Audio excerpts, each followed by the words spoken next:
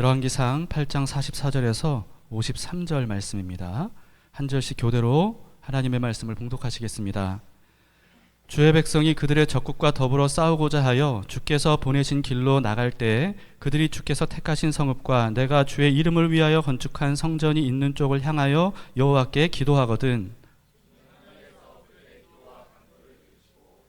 그들의 일을 범죄하지 아니하는 사람이 없사오니 그들이 주께 범죄함으로 주께서 그들에게 진노하사 그들을 적국에게 넘기심에 적국이 그들을 사로잡아 원근을 막론하고 적국의 땅으로 끌어간 후에 한 땅에서 스스로 깨닫고 그 사로잡은 자의 땅에서 돌이켜 주께 간구하기를 우리가 범죄하여 반역을 행하며 악을 지었나이다 하며 자기를 사로잡아 간 적국의 땅에서 온 마음과 온 뜻으로 주께 돌아와서 주께서 그들의 조상들에게 주신 땅 곧 주께서 택하신 성읍과 내가 주의 이름을 위하여 건축한 성전 있는 쪽을 향하여 주께 기도하거든 주는 계신 곳 하늘에서 그들의 기도와 간구를 들으시고 그들의 일을 돌아보시며 주께 범죄한 백성을 용서하시며 주께 범죄한 그 모든 허물을 사하시고 그들을 사로잡아 간 자 앞에서 그들로 불쌍히 여김을 얻게 하사 그 사람들로 그들을 불쌍히 여기게 하옵소서. 그래서 철불 같은 애굽에서 인도하여 내신 주의 백성 주의 원하건대 주는 눈을 들어 종의 간구함과 주의 백성 이스라엘의 간구함을 보시고 주께 부르짖는 대로 들으시옵소서. 주 여호와께서 인도하여 내실 때 주의 종 모세를 통하여 말씀하심 같이 주께서 세상 만민 가운데에서 그들을 구별하여 주의 기업으로 삼으셨나이다. 아멘. 네, 앉으시겠습니다. 자, 무선 2, 3은요. 네, 뮤트를 풀어 해제를 해주세요. 네, 마이크 드신 분들이 직접 이렇게 조절하실 겁니다.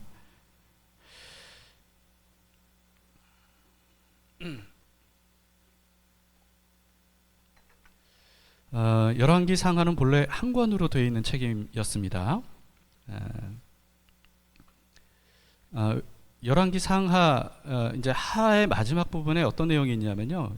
예루살렘 이스라엘이 완전히 박살이 나고 바벨론에게 패망하고 바벨론으로 포로로 끌려가는 장면들이 열왕기하 맨 마지막에 나와요. 이걸 통해 보건대 열왕기서가 언제 기록됐는지를 알 수 있죠.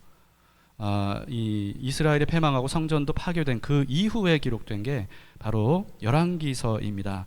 그렇기 때문에 열왕기서는 1차적으로 누구를 위해 기록한 책인지를 우리가 좀 생각을 해보셔야 됩니다. 이스라엘의 나라를 잃은 유대인들을 위해서 기록한 책이었다라고 하는 거예요. 특히 바벨론의 포로로 끌려간 유대인들 그들을 위해서 쓰여진 게 바로 열왕기라는 것을 우리가 볼 수가 있습니다. 그래서 우리가 열왕기서를 읽을 때는요, 바벨론 포로로 끌려간 유대인들이 이 성경을 읽을 때, 열왕기서를 읽을 때 어떤 마음과 심정으로 읽었을까라고 하는 것을 우리가 생각하면서 열왕기서를 읽어야 그래야 제대로 우리가 이해를 할 수가 있습니다. 바벨론의 포로로 끌려간 이 유대인들에게는 정말 고통과 절망 속에서 이런 질문을 끊임없이 던지고 또 던지고 답을 찾아가려고 애를 썼을 겁니다. 뭐냐 하면 도대체 왜 우리가 멸망당했는가 라고 하는 거죠. 왜 우리가 패망했어야 되는가? 하나님께서 왜 하나님이 선택하신 이스라엘을 이방인의 바벨론의 손에 넘겨주셨는가 라고 하는 거예요. 그리고 또 바벨론으로 끌려온 우리들은 도대체 이제 어떻게 해야 되는가 라고 하는 것이고요. 세 번째는 앞으로 그렇다면 이스라엘의 운명은 어떻게 될 것인가? 우리의 운명은 어떻게 될 것인가? 라고 하는 겁니다. 이런 뼈아픈 질문들을 이들은요 계속 던지면서 찾고 싶었을 거예요. 도대체 열왕기서는 이들을 위해 기록한 책이라고 볼 수가 있습니다. 오늘 본문은요 이스라엘이 최전성기였을 때 있었던 일들을 기록한 거예요. 다윗 왕을 거쳐서 솔로몬 시대가 되었을 때 이 솔로몬 시대는 솔로몬이 다스리는 그 이스라엘 평생 전쟁이 없는 평화의 시대였습니다. 이스라엘 역사상 유일한 전쟁이 없는 평화의 시대였어요. 그리고 그 평화의 시대 그리고 이스라엘 역사상 가장 전성기 이 시대의 그 중심에는 성전 건축이 있었습니다. 솔로몬은 성전 건축을 시작한 지 7년 만에 완공을 했는데요. 여러분 그 아파트 청약 이렇게 넣으신 분들은 당첨되면 너무나도 기쁘잖아요. 그러고 이제 그 아파트가 건설돼서 완공이 돼요. 완공이 되면 드디어 이제 어떻게 되는 겁니까? 입주할 수 있는 거죠. 입주. 그 짐들을 다 옮겨놓고 그리고는 마지막에 사람이 들어가서 사는 거예요. 그때 얼마나 기쁘겠어요. 얼마나 이 즐겁고 행복하고 기쁘겠어요. 마찬가지예요. 여러분 성전이 완공된 후에 말하자면 이제 입주가 시작이 됐습니다. 그 입주의 하이라이트가 뭐냐 하면 언약궤가 성전에 들어가는 거예요. 그 지성소 안에 이제 언약궤를 안치하는 일이죠. 이 일이 얼마나 중요한지는 제가 지난 수요 예배 때 설명을 드렸는데 이때 수많은 사람들이 모여들었습니다. 그리고 셀 수도 없이 많은 제물들을 바쳤다고 해요. 1000번제보다도 아마 더 많은 제물들을 바쳤던가 봐요. 솔로몬이 지혜의 왕인데도 솔로몬이 셀 수 없을 정도의 그렇게 많은 제물들을 바쳤다고 기록을 하고 있습니다. 그러니까 이 언약궤를 성전, 지성소로 옮길 때 그야말로 국가적인 축제 중에 축제였던 거예요. 그때 분위기가 어땠을지 여러분 한번 상상해 보시면 좋겠습니다. 드디어 언약궤를 지성소 안에 안치했을 때 그때 놀라운 일이 일어나죠. 성전이 건축되기 전에는 언약궤가 어디에 있었습니까? 다윗의 장막에 있었죠. 다윗의 장막 이전에는 어디 있었습니까? 성막에 있었죠. 그래서 출애굽 시대에 성막이 완성됐을 때 언약궤가 성막의 지성소 안에 안치됐을 때 그때 여호와의 영광을 상징하는 구름이 이 지성소로부터 시작해서 성막에 가득 찼었습니다. 여러분 한번 생각해 보세요. 만약에 여기에 하나님의 영광의 구름이 가득 찼다면 어땠을까? 이 구름이요 너무나도 빽빽하고 짙어서 아마 만약에 여기에 그런 이 당시에 성막이나 성전에 임했던 구름이 여기 가득하면 옆에 사람도 안 보일 정도였을 거예요. 그러니까 한번 생각해 보세요. 얼마나. 근데 불 피운 것도 아니고 구름이 왜 실내 안에 가득 차냔 말이에요. 그러니까 이것이 바로 하나님의 영광을 상징하는 현상이었죠. 구름. 이스라엘 백성들은요 그와 같이 출애굽 시대의 성막에 하나님의 영광의 구름이 가득하게 되었다는 것을 이제 모세 오경을 통해서 보기만 했을 뿐이지 직접 경험한 적이 없었습니다. 그런데 솔로몬 성전이 완공되고 난 다음에 그런 일이 일어난 거예요. 갑자기 하늘로부터 성전에 하나님의 영광의 구름이 임하시고 그리고 성전 안에 하나님의 구름으로 가득 찬, 그래서 누구도 거기에서 제사장들도 서서 제사하고 예배를 드릴 수 없을 정도로. 그래서요 여러분 이와 같이 전설적인 일들이 실제로 그들 눈앞에 일어났을 때 그걸 본 거기에 모인 모든 이스라엘 백성들이 그냥 서 있을 수 없었을 것 같아요. 경이로움과 두려움에 휩싸여서 그 자리에 납작 엎드려서 저절로 하나님께 경배할 수밖에 없었지 않았을까 싶습니다. 그런 영광스러운 일이 일어난 그때 솔로몬이 백성들 앞에 성령이 충만해서 하나님을 찬양해요. 그리고 백성들에게 축복의 메시지를 외칩니다. 그리고는 두 손을 하늘을 향해 높이 들고 7가지 기도를 하나님께 드립니다. 그게 이제 8장에 기록되어 있는데요. 그 중에 마지막 2가지가 오늘 본문의 기도인 거예요. 자, 2가지 기도를 제가 짧게 요약하자면 첫 번째는요. 어떤 사람에게 범죄 혐의가 있는데 증거가 없어서 이게 범죄 혐의가 맞는지 틀린지 이걸 모를 때 그 혐의자가 제단 앞에 와서 성전에 와서 맹세하면 하나님께서 하늘에서 들으시고 판결해 주시기를.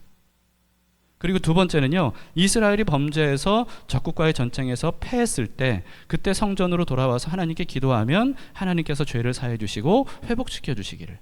그리고 3번째는 이스라엘이 범죄해서 오랫동안 가뭄이 일어서 비가 내리지 않아서 먹을 게 없을 때 그때 성전을 향해서 기도하면 하늘에서 들으시고 죄를 사하시고 비를 내려주시기를. 그리고 4번째는 이스라엘이 범죄해서 여러 자연재해들, 성경에 이제 굉장히 여러 가지 자연재해들이 예로 나왔는데요. 그런 자연재해를 당할 때 성전을 향해 기도하면 하나님께서 하늘에서 들으시고 죄를 사하셔서 은혜를 베풀어 주시기를. 그리고 5번째는 이방인이 하나님을 전혀 모르던 사람이 하나님에 대한 소문을 듣고 와서 하나님께 성전을 향해 기도하면 하늘에서 들으시고 응답하셔서 이방 만민들도 이스라엘처럼 하나님을 경외할 수 있기를. 그 다음에 이어지는 게 오늘 본문의 내용이에요. 자, 6번째 44절 45절에 보시면, 자, 주의 백성이 그들의 적국과 더불어 싸우고자 하여 주께서 보내신 길로 나갈 때 그들이 주께서 택하신 성읍과 내가 주의 이름을 위하여 건축한 성전이 있는 쪽을 향하여 여호와께 기도하거든 주는 하늘에서 그들의 기도와 간구를 들으시고 그들의 일을 돌아보옵소서. 네, 자, 어떤 내용입니까? 적국과 싸울 때, 그때 전쟁터에서 하나님 성전을 향해 기도하면 그러면 하늘에서 들으시고 돌봐주시기를 기도하는 내용이죠. 그리고 마지막 7번째는요, 6번째 기도 제목과 연결되어 있는데 이 기도가 특별합니다. 왜냐하면 예언적인 기도예요. 자, 46절을 보세요. 범죄하지 아니하는 사람이 없사오니 그들이 주께 범죄함으로 주께서 그들에게 진노하사 그들을 적국에게 넘기심에 적국이 그들을 사로잡아 원근을 막론하고 적국의 땅으로 끌려간 후에. 다시 말해서 6번째 기도 제목이 뭐냐면 전쟁터에서 기도하면 하나님이 하늘에서 들으시기를 원한 거였잖아요. 그런데 그럼에도 불구하고 하나님께서 이스라엘 백성들의 범죄로 인해서 전쟁에 이기게 해주시는 게 아니라 패하게 하심으로써 그들이 포로로 이 적국의 땅에 끌려갈 때, 거기에 대한 기도가 바로 7번째 기도입니다. 그럴 때 하늘에서 들으시고 죄를 사하시고 불쌍히 여겨달라는 그런 내용이 7번째 기도예요. 자, 이와 같은 7번째 기도를 드렸는데, 그런데 마치 솔로몬은요, 이때로부터 약 400년 후에 있었던 일을 미리 내다본 것처럼 이렇게 7번째 기도를 했던 겁니다. 그로부터 솔로몬이 이렇게 기도한 이후에 약 400년이 지났을 때 어떤 일이 일어났습니까? 실제로 이스라엘이 하나님의 심판을 받아서 바벨론에게 패했어요. 그리고는 대거 바벨론에게 포로로 끌려갔죠. 그러니까 마치 솔로몬은요, 이미 400년 후에 그런 일이 있을 것을 미리 내다본 것처럼 정확하게 예언적인 기도를 여기서 7번째로 했던 겁니다. 자, 이것을 실제로 이스라엘이 패망하고 바벨론의 포로로 끌려간 유대인들이 오늘 본문의 이 솔로몬의 기도, 특히 7번째 기도를 접했을 때 그때 어떤 마음이 들었겠습니까? 어떤 생각을 했겠어요? 가장 먼저 솔로몬이 그 400년 전에 어떻게 이렇게 정확하게 예언했을까? 여기에 대해 아마 놀라지 않았을까 싶습니다. 그런데 사실 이런 내용은요, 솔로몬의 예언 기도가 이 원조가 아니에요. 이때로부터 이미 500년 전에, 그러니까 모세 시대 때 하나님께서 모세를 통해서 이미 경고하셨던 내용입니다. 레위기와 신명기에 그런 내용들이 기록이 되어 있는데 하나님께서 백성들에게 뭐라고 말씀하셨냐면 너희가 율법을 따라 하나님의 말씀을 따라 살면 그러면 이러이러한 복을 받게 될 거다. 들어가도 복을 받고 나가도 복을 받고 이러이러한 복을 받게 될 거다. 그러나 하나님을 배반하고 하나님 말씀을 따라 살지 않으면 그러면 어떤 상황에서도 재앙을 당하다가 결국은 원수의 나라로 끌려가게 될 것이다. 이런 내용이 나옵니다. 그러니까 이미 모세 때부터 그리고 솔로몬 때도 하나님께서 이와 같은 경고를 했음에도 불구하고 이스라엘은 깨닫지를 못했던 거예요. 말씀을 무시하고 살았던 겁니다. 그래서 이미 이렇게 경고를 하셨음에도 불구하고 그 예언대로 되고 말았던 거죠. 자, 그 다음에 이 46절을 보고 이 바벨론 포로들이 깨달았던 게 뭐겠습니까? 이스라엘이 왜 이렇게 패망했는가? 왜 성전이 이렇게 박살이 났는가? 하나님의 선택받은 이스라엘이 왜 이런 수치와 모욕과 그리고 고통을 당하는가? 여기에 대한 질문에 대해 솔로몬의 이 7번째 기도를 통해서 해답을 얻었겠죠. 왜냐하면 그건 뭐냐 하면 이스라엘이 범죄했기 때문이구나 라고 하는 거예요. 범죄했기 때문이다.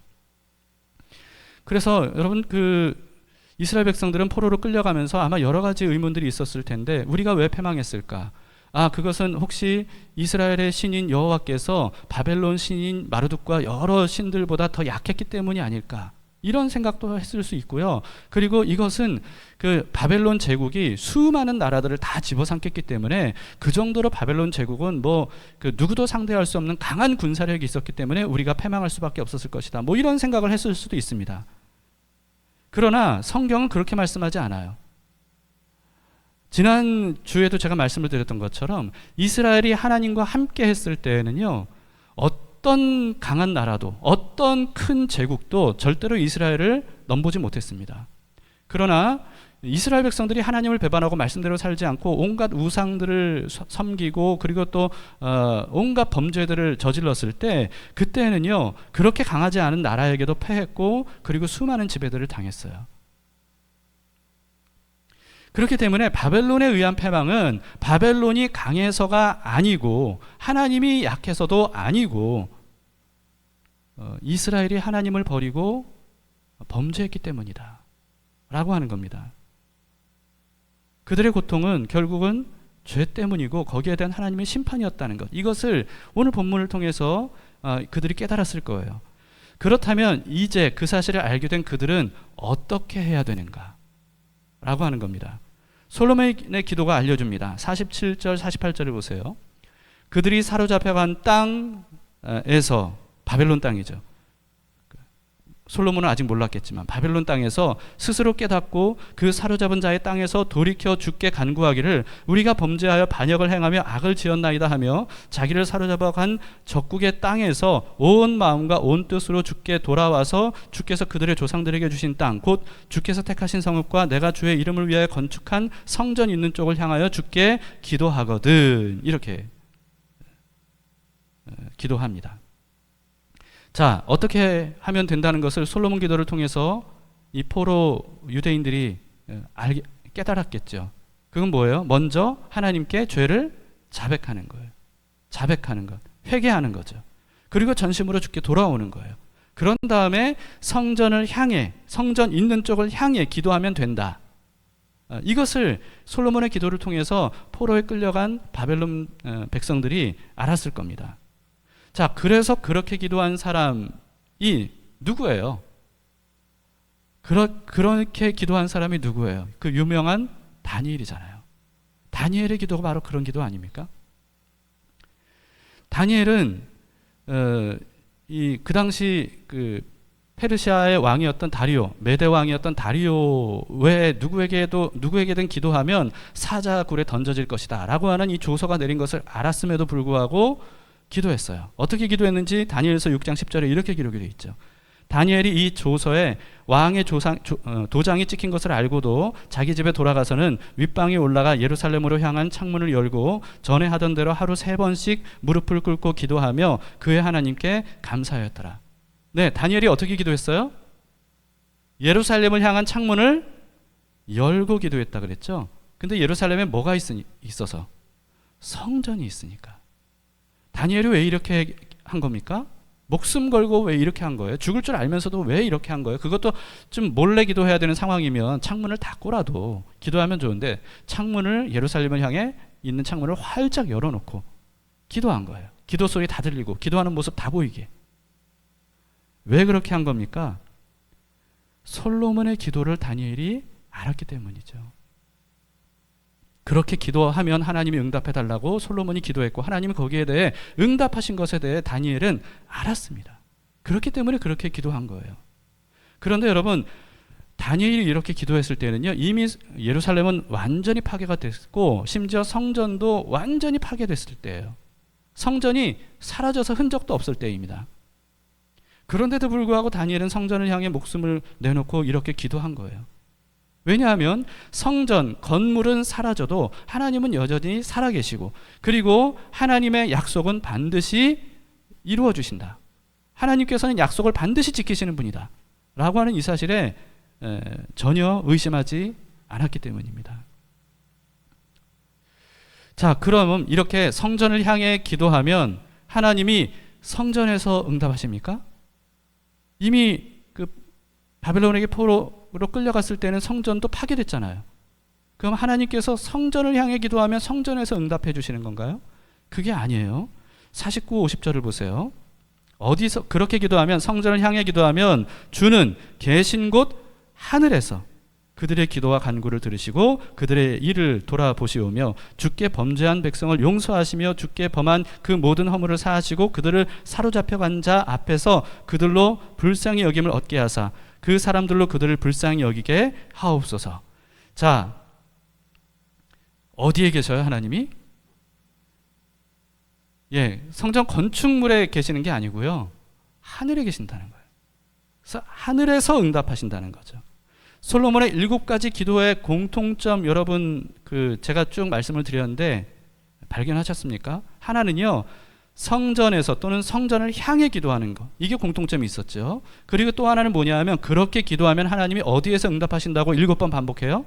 하늘에서 응답하신다 라고 하는 거예요. 성전을 향해 기도하면 하나님이 계신 하늘에서 응답하신다 라고 하는 거죠. 그래서 49절에도 주는 계신 곳 하늘에서 그들의 기도와 간구를 들으시라고 이렇게 구했던 겁니다. 하나님은 솔로몬이 만든 성전 안에 갇혀 계시는 분이 아니세요. 그 사실을 솔로몬도 알았어요. 그래서 솔로몬은 이렇게 기도했었습니다. 열왕기상 8장 27절, 오늘 본문 이전의 기도의 내용인데요. 하나님이 참으로 땅에 거하시리이까 하늘과 하늘들의 하늘이라도 주를 용납하지 못하겠거든 하물며 내가 건축한 이 성전이오리이까. 하늘과 하늘들의 하늘, 이건 무슨 하늘이라도 주를 용납하지 못한다는 것은 주님을 수용하기에는 그것도 너무 부족하다는 거예요. 하늘과 하늘들의 하늘, 온 우주라도 하나님을 수용하기에는 너무 부족하다는 거예요. 그 정도로 하나님은 영광스러운 분이고 광대하시고 위대하신 분인데, 그런데 하물며 지구상의 예루살렘의 그 작은 성전 건축물 안에 하나님이 계시지 않는다는 것을 저는 압니다. 솔로몬이 그렇게 기도한 거죠. 여러분, 솔로몬 성전이 그런 것이라면 왜 성전을 향해 기도해야 되는 거냐는 거예요. 왜 성전을 향해 기도하는 거냐?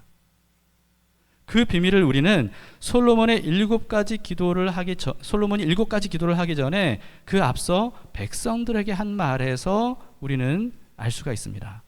자, 15절부터 21절 좀 긴데요, 반복되는 말 제가 표시를 해뒀습니다. 자, 16절에 보시면 내가 내 백성 이스라엘을 애굽에서 인도해낸 날부터 내 이름을 둘 만한 집을 건축하기 위하여, 이렇게 말씀하셨죠. 17절, 내 아버지 다윗이 이스라엘 하나님 여호와의 이름을 위하여 성전을 건축할 마음이 있었더니. 18절, 여호와께서 내 아버지 다윗에게 이르시되 내가 내 이름을 위하여 성전을 건축할 마음이 있으니 이 마음이 내게 있는 것이 좋도다. 19절, 그러나 너는 그 성전을 건축하지 못할 것이요 네 몸에서 낳을 내 아들 그가 내 이름을 위하여 성전을 건축하리라 하시더니. 20절, 이제 여호와께서 말씀하신 대로 이루시도다. 내가 여호와께서 말씀하신 대로 내 아버지 다윗을 이어서 일어나 이스라엘의 왕 위에 앉고 이스라엘의 하나님 여호와의 이름을 위하여 성전을 건축하고. 자, 반복되는 말이 뭡니까? 여호와의 이름을 위한 성전이라는 거예요. 성전은요, 여호와의 이름을 위한 성전이에요. 여호와의 이름을 두기 위해 건축한 것이 바로 성전이라는 거죠. 29절에서는 그래서 성전을 내 이름이 거기 있으리라 하신 곳이라고 되어 있어요. 그러니까 하나님의 이름이 어디에 있냐면 성전에 있는 거예요. 뭐가 성전에 있어요? 하나님의 이름이. 네, 그걸 위해서 성전을 건축한 거죠. 그래서 여러분, 그 사무엘서, 열왕기서, 역대기서, 이거를 성경 프로그램으로 제가 검색을 해보니까요, 성전이란 내용이 나올 때마다 거기에 여호와의 이름을 위한 성전, 이런 식으로 나오는 내용이 굉장히 많이 나와요. 그런 표현이 굉장히 많이 나와요. 이 사실을 통해서 우리는 왜 성전을 향해 기도해야 되는지를 알 수 있습니다. 왜 성전을 향해 기도해야 되는지. 성전에 여호와의 이름이 있기 때문이에요. 다시 말해서 성전을 향해 기도하는 것은 여호와의 이름을 의지하는 기도인 거예요. 성전을 향한 기도가. 자, 솔로몬의 7가지 기도에서 볼 수 있는 또 하나의 공통점이 있었습니다. 여러분들이 파악하셨는지 모르겠는데 그 또 하나의 공통점은 뭐냐 하면 범죄한 사람이 기도할 때라는 거예요. 범죄한 사람이 기도할 때. 범죄한 사람이, 여러분 생각해 보세요. 거룩하신 하나님께 기도할 자격이 있습니까? 범죄한 사람이 기도할 자격이 있나요? 전혀 없죠. 자격이 전혀 없어요. 범죄한 사람은 하나님 앞에 설 수도 없고요. 하나님께 앞에 서게 되면 그러면 하나님의 진노와 심판을 당할 뿐입니다. 어디서 감히 하나님께 나와서 기도를 해요? 이렇게 해주세요, 저렇게 해주세요. 그럴 자격이 죄인에게 그럴 자격이 어디 있습니까? 그런데 솔로몬은 그런 자격 없는 죄인이 다름 아닌 여호와의 이름을 둔 성전에 와서 또는 성전을 향해 기도하면 그러면 응답해 달라고 이렇게 구했던 것이고 하나님은 그러겠다고 약속하셨어요. 다시 말해서 여러분, 기도할 자격이 전혀 없는 죄인이 하나님께 기도할 수 있는 유일한 방법이 뭐예요? 여호와의 이름을 의지하는 기도인 거예요. 그게 바로 성전을 향한 기도죠. 여호와의 이름을 둔 성전을 향해 기도하는 것이 바로 여호와의 이름을 의지해서 기도하는 거예요. 여호와의 이름을 통해서만 죄인은 기도할 수 있어요. 그리고 죄사함과 응답을 받을 수가 있습니다. 그 방법 외에는 어느 죄인도 주님 앞에 감히 나와서 기도할 수 없어요. 여러분, 그러면 우리는 그럼 기도 이제 어떻게 해야 돼요? 성전을 향해 기도해야 되는 건가요? 성전을 향해 창문 열고. 여러분, 예루살렘이 어느 방향인지 아세요? 예루살렘이 어느 방향? 네, 이쪽이에요. 이쪽이에요. 세계의 모든 곳에 다 있는 그 무슬림들은요, 메카가 어느 방향인지 먼저 파악하잖아요. 그래서 그 휴대폰 앱에도 메카의 방향을 알려주는 앱이 있다 그래요. 그래서 그걸로 이렇게 방향을 찾아서요, 세계 어디 있든지 간에 메카를 향해 기도해요. 그럼 우리도 이제 그 예루살렘을 향한 앱 만들고 설치해서 예루살렘을 향해 그렇게 기도해야 되나요? 근데 예루살렘 성전이 있던 곳에 지금 뭐가 있어요? 네, 그 이슬람 사원이 있어요. 이슬람 사원. 그럼 우리는 거기를 향해 기도해야 되는 건가요? 그게 아니죠. 여러분, 그러면 오늘 이 말씀을 우리는 우리에게 어떻게 적용을 해야 되냐 하는 거예요. 이 말씀을 우리가 어떻게 적용해야 되는지 알려면요, 예수님께서 하신 두 가지 말씀에 우리는 주목해야 됩니다. 제가 소개해드리고 싶은 두 가지 말씀 중에 첫 번째는요, 예수님께서 헤롯 성전에서 장사꾼들을 성전에서 다 몰아낼 때 그때 하신 말씀이에요. 자, 요한복음 2장 19절에서 21절에 보면 예수께서 대답하여 이르시되 너희가 이 성전을 헐라 내가 사흘 동안에 일으키리라 이렇게 말씀하셨어요. 유대인들이 이르되 이 성전은 46년 동안 지었거늘, 헤롯 성전을 말하는 겁니다. 내가 3일 동안 일으키겠느냐 하더라. 그랬더니 21절에 해설이 나오죠. 그러나 예수는 성전된 자기 육체를 가리켜 말씀하신 것이라. 자, 이 성전을 헐라. 이건 뭐예요? 나는 십자가에 못 박혀 죽을 것이다. 이런 뜻이죠. 내가 사흘 동안 일으키리라. 무슨 뜻이에요? 사흘 만에 부활할 것이다. 이것을 예수님이 말씀하셨는데 그 당시에 누구도 이해하지 못했어요. 자, 이 말씀을 통해서 우리가 알 수 있는 건 뭐예요? 예수님이 바로 성전이시라는 거예요. 예수님이 바로 성전이시라는 거예요. 그런 예수님. 그래서 여러분, 성전, 솔로몬이 지은 성전, 헤롯이 지은 성전, 이런 성전은요, 진짜 성전의 그림자일 뿐입니다. 본체는 바로 예수님이라는 것을 성경이 우리에게 알려주고 있습니다. 본체 성경은, 성전은. 그리고 예수님께서 또 두 번째 이런 말씀하셨어요. 요한복음 16장 23, 24절에 보시면요, 내가 진실로 진실로 너희에게 이르노니, 같이 읽읍시다. 시작. 너희가 무엇이든지 아버지께 구하는 것을 내 이름으로 주시리라. 지금까지는 너희가 내 이름으로 아무것도 구하지 아니하였으나 구하라. 그리하면 받으리니 너희 기쁨이 충만하리라. 네, 예수님께서 뭐라고 말씀하셨어요? 지금까지는 너희가 내 이름으로 구하지 않았지만 이제는 내 이름으로 구하라. 이렇게 말씀하신 예수님이 어떤 분이라고요? 성전이시라고요. 성전은 여호와의 이름을 둔 곳이에요. 그런데 예수님이 바로 여호와의 이름을 두신 성전이고, 그분이 말씀하세요. 이제는 너희가 내 이름으로 구하라. 그러면 응답받을 것이다. 이렇게 말씀하세요. 그래서 여러분, 우리는 기도할 때 어떻게 기도를 끝맺어요? 예수님의 이름으로 기도합니다. 이게 나와야 기도가 끝나는 거잖아요. 이게 나와요. 이게 안 나오면 기도가 안 끝난 거예요. 우리는 기도할 때마다 예수님의 이름으로 기도합니다. 이렇게 해요. 그런데 그 의미가 뭔지 정확히 아는 분들이 많지 않아요. 그리고 왜 이렇게 기도하는 것인지 거기에 대해 알려고 하는 분도 많지 않은 것 같습니다. 여러분, 그 의미를 알고 기도하시는 겁니까? 예수님의 이름으로 기도합니다. 왜 우리가 그렇게 해야 되는 겁니까? 이게 어떤 주술적인 주문인가요? 그게 아니라는 거예요. 예수님의 이름을 의지한 기도가 아니면 우리는 하나님께 기도할 자격도 없는 거예요. 응답은 고사하고요. 예수님의 이름으로 기도하는 건 너무나도 중요합니다. 예수님의 이름으로 기도하지 않으면 죄인인 우리는 하나님께 절대로 기도할 수 없어요. 하나님께 나아갈 수도 없어요. 그럴 자격이 전혀 없습니다. 응답은 고사하고요. 오로지 참 성전 되신 예수 그리스도의 이름, 그분으로 우리가 기도할 때, 그럴 때 우리는 기도할 수 있고요. 그리고 하나님께 응답받을 수 있다. 죄사함도 받을 수 있다 라고 하는 겁니다.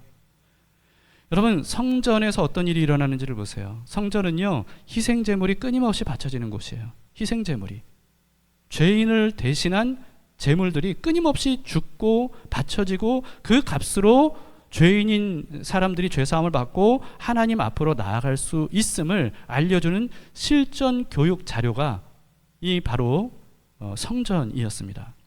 이와 같은 이 제사의 원조는요, 범죄한 아담과 하와에게 하나님께서 직접 가죽옷을 지어 입혀 주신 것이었어요. 이 가죽옷이 모든 이와 같은 제사의 원조입니다. 다시 말해서 죄인의 죄를 완전히 가려주는 희생제물의 옷을 입도록 하는 것, 이게 바로 성전에서 일어나는 일이에요. 그럴 때 비로소 하나님 앞에 나아가서 기도할 수 있는 거죠.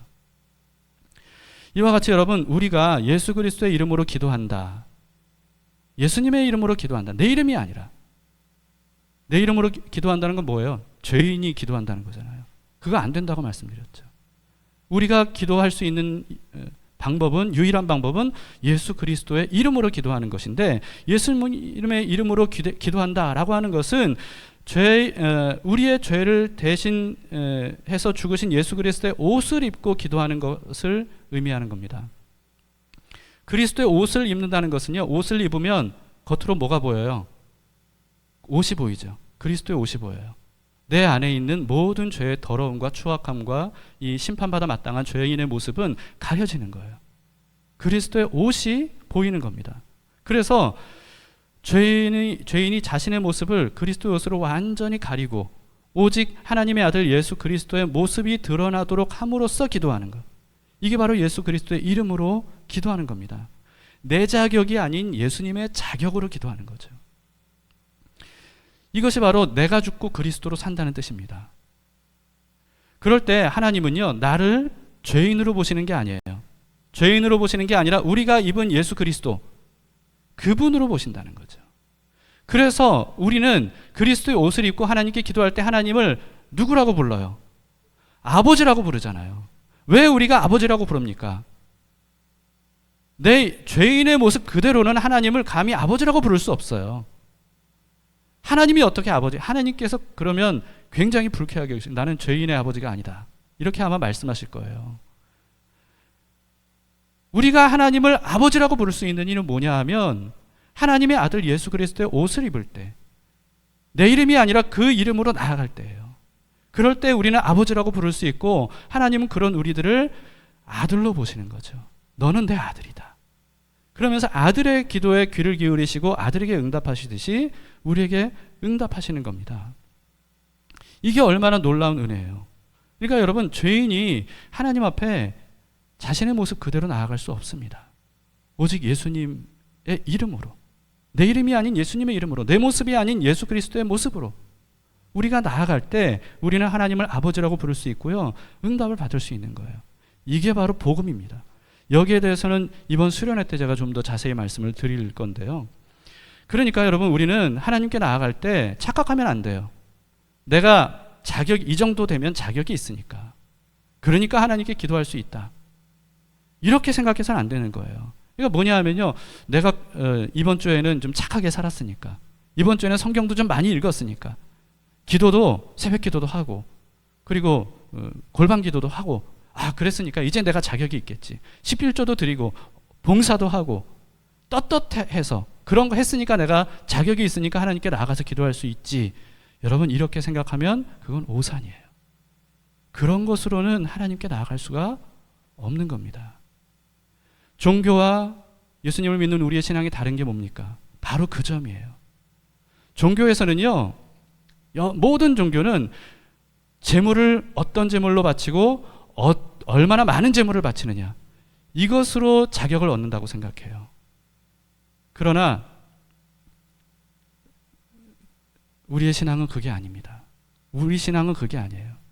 우리가 얼마나 뭔가를 잘했느냐가 아니고요. 오직 예수 그리스도의 이름, 그분의 옷을 입었느냐 아니면 입지 않았느냐, 여기에 판가름이 난다는 겁니다. 그렇기 때문에 반대로 우리가 난 기도할 자격이 없어 라고 생각해서도 안 돼요. 무슨 뜻이냐? 여러분, 내가 이번 주에는 좀 제대로 못 살았으니까, 말씀도 읽지 못했으니까, 기도도 못했으니까, 또 내가 이런 죄도 잘못도 범했으니까, 11조도 못 바치고, 그리고 시간이 어쩔 수 없어서 주일 예배도 못 드렸기 때문에 나는 하나님께 나아갈 수가 없구나, 그럴 면목이 없다, 이렇게 생각하는 것도 오산입니다. 그럴 때 여러분, 일곱 가지 솔로몬의 기도의 특징 중에 하나가 뭐라고요? 범죄한 사람의 기도예요. 범죄한 사람이 성전을 향해 기도하면, 여호와 이름을 두신 성전을 향해 기도하면 하늘에 계신 하나님이 죄를 사하시고 기도에 응답하신다는 거예요. 그런 것처럼 우리는 삶을 살면서 떳떳하지 못할 때가 많아요. 그러나 어차피 내 자격으로 기도하는 게 아니에요. 내 자격으로 하나님께 나아가는 게 아니에요. 예수 그리스도의 이름으로 그분을 덧입어서 나를 부인하고 예수 그리스도로 나의 모든 것이 가려진 상태로, 그래서 하나님을 아버지라고 부르면서 나아가는 거죠. 그렇기 때문에 내가 잘했냐 못했냐 여기에 여러분 너무 집중하지 마세요. 우리가 집중해야 될 것은 내가 지금 예수 그리스도의 옷을 입었느냐 아니냐, 내가 나의 이름으로 지금 하나님께 나아가려고 하느냐 아니면 예수 그리스도의 이름을 의지해서 나아가느냐. 그래서 그리스도에 대한 믿음이 필요한 거예요. 그 이름을 의지하는 믿음, 그리스도로 옷 입는 믿음, 이것이 우리에게 필요한 것이죠. 그 누구든 지금까지 어떤 삶을 살았든 예수 그리스도의 이름을 의지하고 그분의 옷을 입은 사람은요, 하나님께 아버지라고 부를 수 있습니다. 아들의 기도를 할 수가 있어요. 하나님은 그런 사람에게 아들을 대하듯이 대해주시고 아들에게 하시듯 응답해 주십니다. 이 사실을 믿고 여러분, 내 이름이 아니라 예수 그리스도의 이름으로 나아가 기도하시기를 바랍니다. 예루살렘이 어느 방향이 있는지 그거 몰라도 돼요. 그러나 우리가 반드시 알아야 되는 것은 예수님이 어디 계시냐는 것을 아는 거예요. 예수님이 어디 계시냐. 여러분, 예수님은 우리가 바라보는 그곳에 계세요. 우리가 부르는 그곳에 계세요. 우리가 예배하는 그곳에 계세요. 우리가 찾고 찾는 그곳에 계신 분이세요. 그렇기 때문에 우리는 늘 우리 주 예수 그리스도, 그분을 바라보고 의지하고 부르면서 하나님의 아들의 자격으로 주님 앞에 나아가 기도하는, 그래서 응답받는 우리 모두가 될 수 있기를 주님의 이름으로 축원합니다. 아멘.